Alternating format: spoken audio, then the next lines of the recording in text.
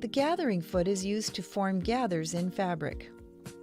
You can gather a single fabric, or you can join a gathered fabric to a second, flat fabric simultaneously.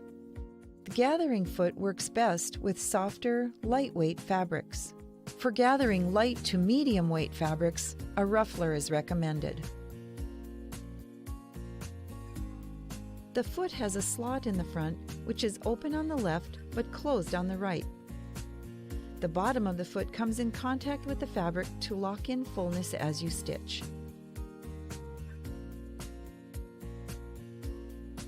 The gathering foot has its own shank, so it will be necessary to remove the machine's presser foot holder and then attach the gathering foot using a screwdriver.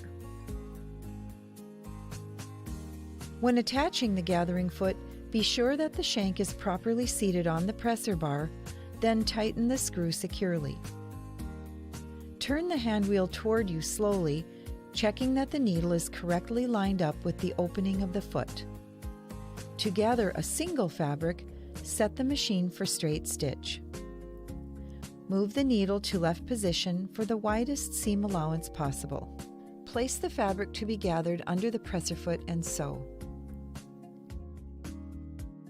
It is helpful to hold the thread tails for 2 to 3 stitches as you get started, sewing at a moderate speed. Longer stitches and increased thread tension will provide the fullest amount of gathering. To gather a fabric and attach it to a second, flat fabric, first place the fabric to be gathered under the foot.